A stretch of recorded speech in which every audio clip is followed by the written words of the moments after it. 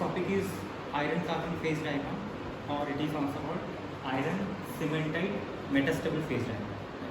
So the thing is what here two components are there. One component is the iron, and the component is the carbon. But why we call cementite? Here I have written iron cementite metastable phase diagram. Why? Because a particular compound is forming, that is cementite, Fe3C, right? So that is called cementite. So here our aim is to show two boundaries. In one boundary we have pure iron, in another boundary we have cementite. We are not taking 100% carbon. We should take 100% carbon in other boundary. In one boundary we have 100% iron, in another boundary we should have 100% carbon, right? But we are not taking up to 100% carbon. Why? Because if we add more carbon into the iron, a time will come when the iron will become brittle. It will become so hard, it will become brittle. Brittle means it can easily break by applying a small amount of load. That is a brittle nature. Right? It will be not ductile kind of thing, or it will not become tougher. Right? So that is why for industrial application we are taking carbon up to 6.67, where cementite forms. Right? So cementite is a compound which will contain 6.67 weight percentage of carbon. If you add more carbon, that is also fine, but that material will be not useful. Why? It will break easily by applying a little load, because it is so brittle. So that's why we have iron and cementite.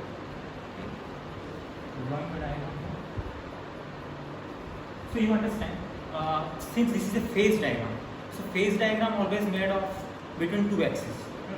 One is y-axis and the x-axis, right? So in y-axis we have always temperature. The temperature.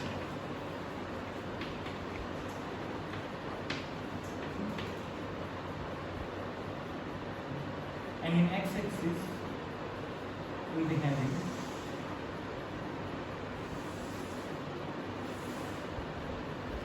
composition. Basically we take weight percentage. Sometimes you can take cationic percentage also, but it is better to take weight percentage. So you understand, this is a phase diagram, means it is a graph between, or it's a plot between temperature versus composition. But what is cooling curve? Cooling curve is basically it is temperature versus time. Right? Individual cooling curves will finally give you this kind of temperature. Okay, anyway, so this is iron carbon phase diagram, so I am drawing like this. So I am starting from here.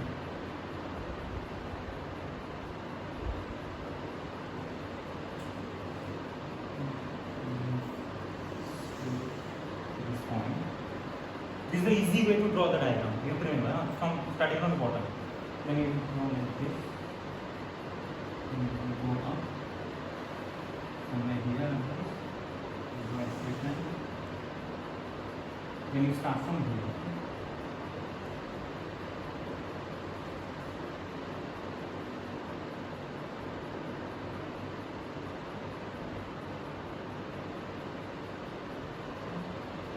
Then you, from this point, you go to here, and you go to this point. From this point, middle point to touch. This is that. This is an easy way to draw the diagram.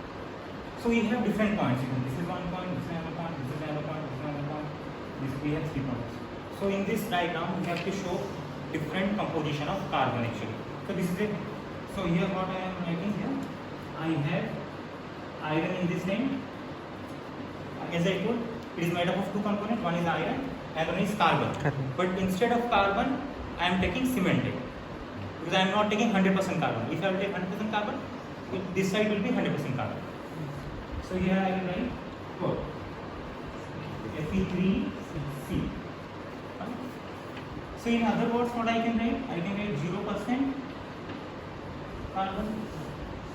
Here I can write 100% iron. So here it is 100% cementite, but 0%.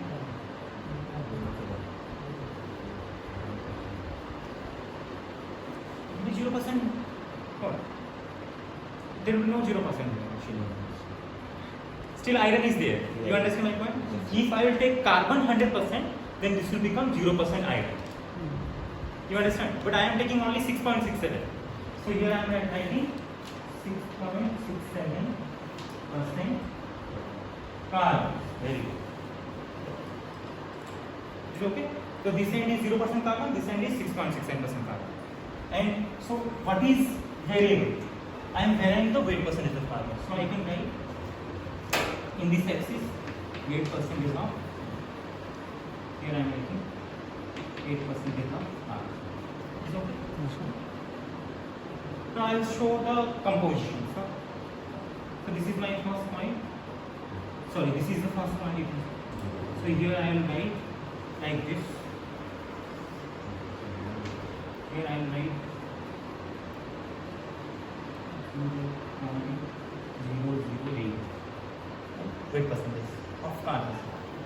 This point shows 0. How much? 0.5. Very good. 0.05. This point is 0. Actually 77 you can write, or 0.67 or 0.73. Now there is another point.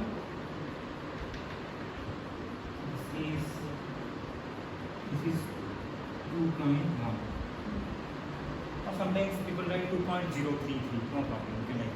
Different textbooks have different values, but you can take 2.1. No problem. We have 4.3. And finally it is 6.67. You understand now? Yes, sir. Is clear? Now we'll show these points. So this is in the top I am showing. This is 0.1. These are not exact figure, but still if you write 0.1, these are. And this one is 0.55. So here this one will be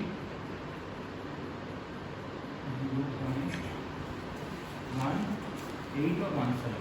Is it okay? And I have shown all the compositions here. Now our aim is to show the phases also. What are the different phases? Because phase diagram means it will show different phases at different temperature. At what temperature, which kind of phase we have. Because you understand, this is the iron system, right? And iron is an element which shows allotropic modifications or allotropic transformations. That means what? That means the crystal structure of iron is not fixed. It is changing. We change in temperature and we change in pressure also. It is okay? But we are keeping the pressure constant, because in normal day-to-day life or in industrial purpose, we always do things in 1 atmospheric pressure. So pressure is constant, but temperature is variable.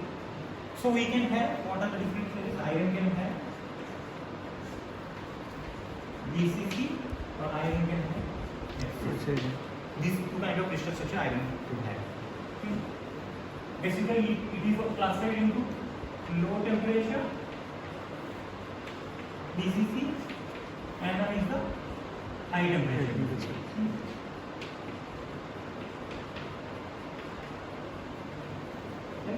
And FCC and BCC, what I quote. So this is, they got some name. So the name here is austenite, if you know. So austenite and BCC. This is low temperature BCC and high temperature BCC. The low temperature BCC name is delta ferrite. Sorry, it is alpha ferrite and low temperature. Yes, alpha ferrite and high temperature is delta. Fine. So austenite, and I told, if you remember, this phases BCC or FCC or this alpha ferrite, delta ferrite and austenite, they are denoted by some Greek alphabets. So this is austenite is denoted by Rho. gamma, and this delta ferrite is denoted by delta, and this alpha ferrite is denoted by alpha. So I can show the phases here in form of this delta alpha and gamma. So this is the biggest region, and the biggest region is the gamma. This is obstinate. And this is a single phase region. And this is alpha, and this is delta. All are single phase. Delta is single phase, gamma is single phase, alpha is single. Single phase means if you look under a microscope, you take a piece of steel containing suppose alpha, you look under a microscope, you will find only grains and grain boundary. Nothing else will be there. It is a single phase, right? But if it will have two phase, then you can get other different colors or different dark white things. But you will get only single thing there if you have these phases. Because these are actually solid solutions actually. Solid solution of carbon in these phases. So now I will show the mixture of phase now. So mixture of phase will be, see this is alpha and this is gamma. So this will be alpha plus gamma. It is okay? You understand? Yes. Because this is the boundary and this is the boundary. Right? Similarly here I am having what? Gamma and delta. So delta plus gamma. Delta plus gamma is okay. So here I will be, so this is the liquid phase. The top part is the liquid. So this is liquid plus delta. Right? And now we have cementite here and we have alpha here. So this is the in between region. So what I can write, alpha plus Fe3C is okay. This side is alpha, this side is cementite. Right? So if I see this region, so this is gamma, this region is cementite. Fine, so it will be Gamma plus cementite. Similarly, this is liquid, this is gamma. So in between region will be liquid plus gamma. And this one, this is liquid, this part is from liquid, this is your cementite. So liquid plus cementite. Fine. Yes, So you can see, okay, this part is done. So but if we go into the depth of this diagram, we can have other phases also, other microstructure also we can have. So what I can write, now I am erasing this one. Instead of alpha plus Fe3C, if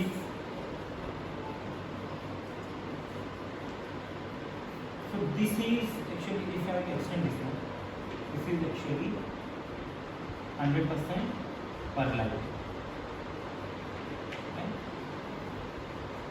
If carbon will be there in iron at 0.77, that is called perlitic steel or that is perlite. Is okay? So this composition will give you 100% perlite. Perlite is a mixture actually. It is not a single phase. It is a mixture of phase. Mixture of alpha and cementite. This is perlite, right? So it is okay. So that means if this is perlite and this is ferrite region, so in between we will have what? In between phase alpha plus perlite. You understand now? So here I can write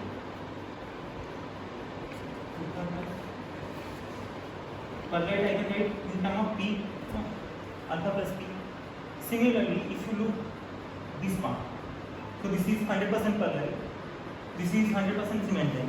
So I have a mixture of two things, perlite plus cementite. This part. You understand now? Because this is 100% perlite boundary, this is 100% cementite boundary. So I can write perlite plus cementite. Similarly, this is suppose 100% boundary of ferrite, and this is 100% boundary of perlite. So in between alpha plus perlite. You understand? Now this is important. Done. Okay, you can pause it.